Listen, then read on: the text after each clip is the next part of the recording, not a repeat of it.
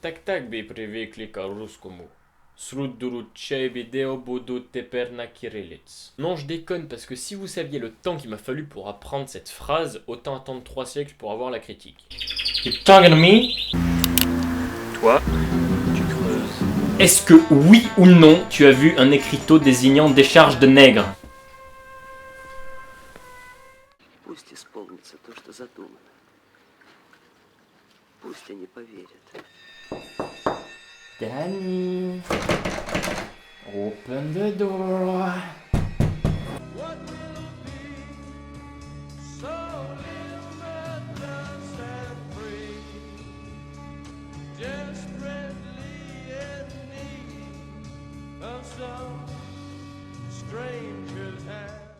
Bien le bonjour les cinéphiles, après un petit périple dans un endroit interdit par la loi, je viens vous mettre en garde. Attention, chef-d'œuvre, c'est une claque esthétique, cinématographique et philosophique. Le film qui a tué Tarkovsky. Vous l'aurez compris, nous allons aujourd'hui parler d'un film adapté du roman éponyme d'Arkady et Boris Strugatsky. 5e film d'Andrei Tarkovsky sorti en 1979. Mesdames et messieurs, je vous présente Stalker.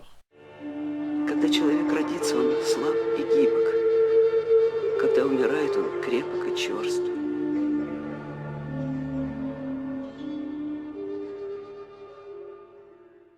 Mais qu'est-ce donc, me direz-vous? Eh bien, ceux qui ont vu la vidéo de Monsieur 3D sur les films étranges mais géniaux doivent avoir un petit aperçu. Pour les autres, une petite mise au point s'impose. L'histoire se situe en pleine guerre froide, dans une URSS uchronique où une zone s'est formée d'une manière qui restera totalement inconnue tout au long du film, comme le dit si bien le premier carton du film. Je cite: la zone est-elle le fruit d'une expérience radioactive ou d'une météorite venue du fin fond du cosmos? Je vous rassure tout de suite, cette zone n'est pas un endroit où de nombreux toxicos se piquent tout en écoutant The Exploited. Ici c'est un lieu mystérieux, interdit d'accès, où la nature a repris ses droits. À l'épicentre de cette zone se trouve une chambre, où, d'après les rumeurs, tous nos désirs les plus profonds y sont réalisés. Il existe des stalkers, c'est-à-dire des passeurs clandestins, qui font passer tout simplement des gens dans la zone afin d'atteindre la chambre. Ces derniers ne servent qu'à, entre de grosses guillemets, montrer le chemin. Ils n'ont pas le droit de rentrer dans cette dernière. Nous suivrons donc le périple d'un stalker, d'un écrivain en quête d'inspiration et d'un scientifique en mission secrète. C'était un peu long, je vous l'accorde, mais une petite mise au point de la situation s'imposait pour pouvoir mieux comprendre ce qui va suivre. Le film se découpe en 3 parties. L'introduction qui nous présente le contexte, les personnages, la ville, et le chemin pour aller jusqu'à la zone.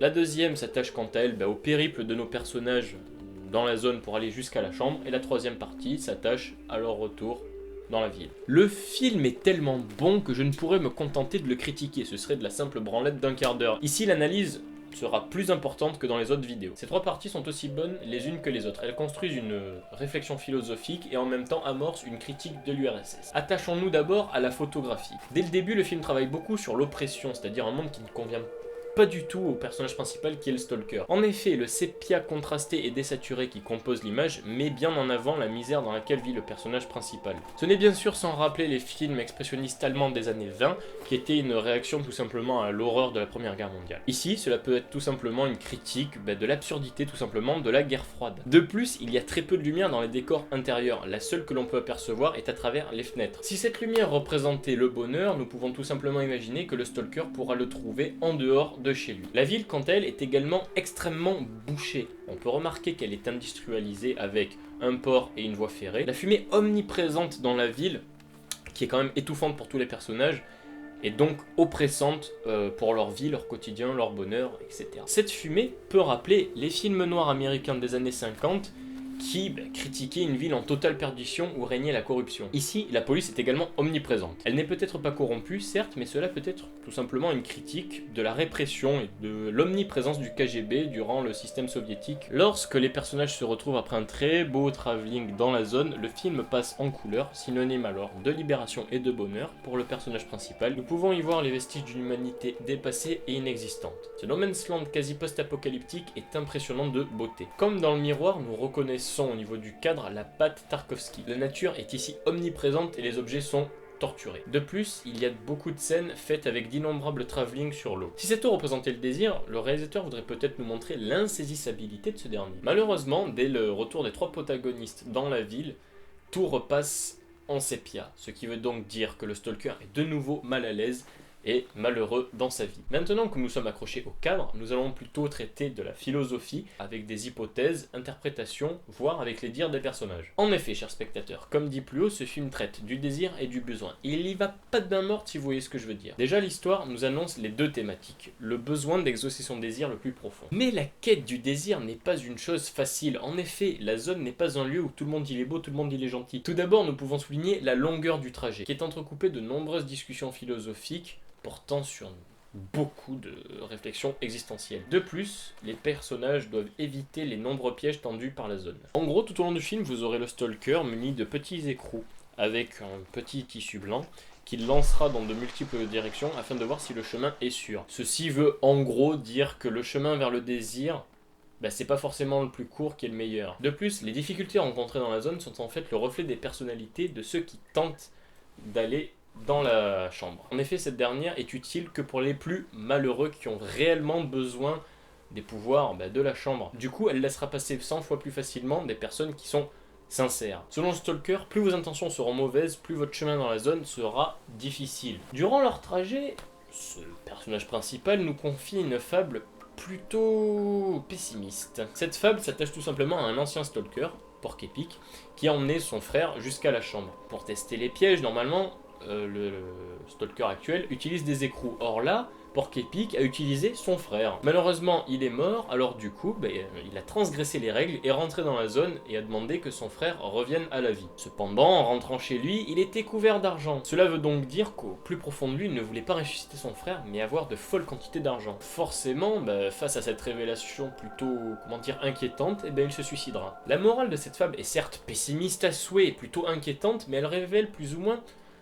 assez bien la mentalité du film. Le désir est souvent c'est quelque chose qu'on ne soupçonne pas, qui est enfoui en nous, et donc du coup on s'en crée un autre pour se donner bonne conscience. Et là, le tour de force de Tarkovsky est qu'il ne montre pas les pièges, contrairement au roman où les autres personnages, c'est-à-dire l'écrivain et le scientifique, pouvaient les voir. Nous pouvons donc continuer dans la gaieté la plus totale et émettre une hypothèse. En effet, lors d'une discussion du stalker avec sa femme, il se confie et lui dit qu'il s'enferme dans la zone afin de se libérer. Plus tard, dans cette fameuse zone, il dira, et je cite, « Mon bonheur, ma dignité, ma liberté, tout est dans la zone ». Ces déclarations ainsi que l'invisibilité totale des pièges peuvent remettre en question l'existence de cette chambre. Ces déclarations et l'invisibilité totale des pièges peuvent remettre en question l'existence de la chambre. En effet, le stalker est miséreux et mal à l'aise quand il est chez lui. Il a donc besoin de quelque chose pour aller mieux. Il invente alors toute une histoire avec de fausses anecdotes, de fausses règles, de faux pièges, une fausse chambre en ne prenant comme base réelle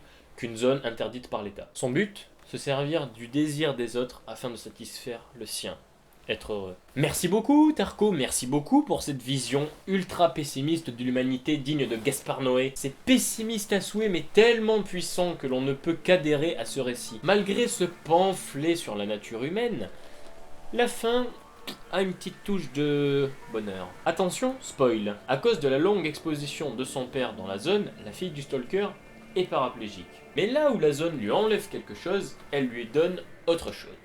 Et là, je me dois de rappeler la phrase extrêmement puissante du stalker. La force et la dureté mènent à la mort, alors que la faiblesse et la souplesse représentent la fraîcheur de vie. Ici, sa fille est tout simplement faible du fait de sa paraplégie. Mais pour ce qui est de la fraîcheur de vie, on vous laisse regarder l'extrait.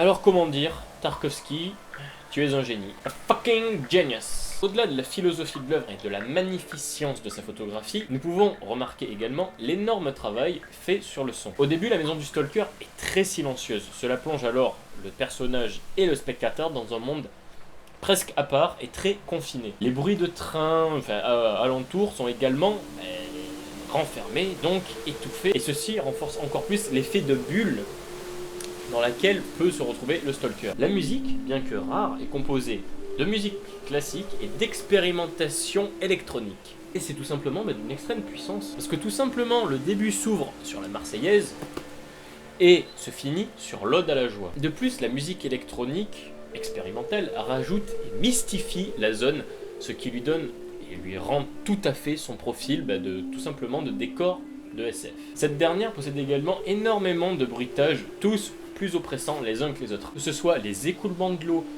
les petites gouttes qui tombent non-stop, ou alors une espèce de bruit d'onde, voilà, tout nous plonge dans la difficulté, tout simplement de la pérégrination des trois personnages dans ce décor très oppressant qui est la zone. On passe le son et on s'attaque aux faits historiques. Comme je vous l'ai dit dans l'intro, c'est le film qui a tué Tarkovsky. Mais pourquoi, me direz-vous? Eh bien tout simplement parce qu'il a tourné son stalker dans une zone extrêmement radioactive.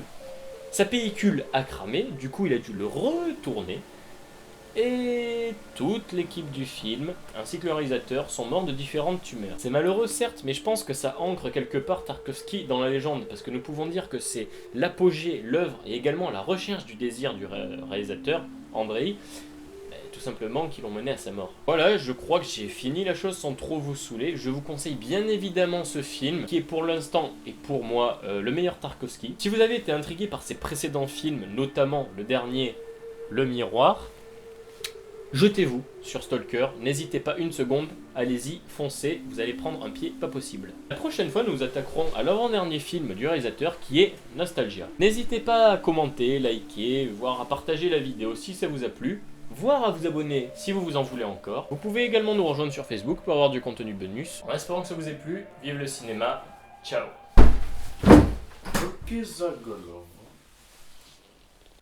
Почему? Что я сделал? Бемешит СССР.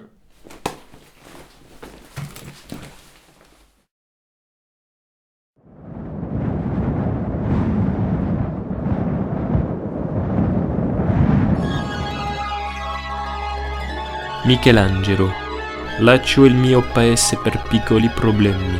Arriverò tra in una settimana. Il tuo amico Andrei Tarkovsky.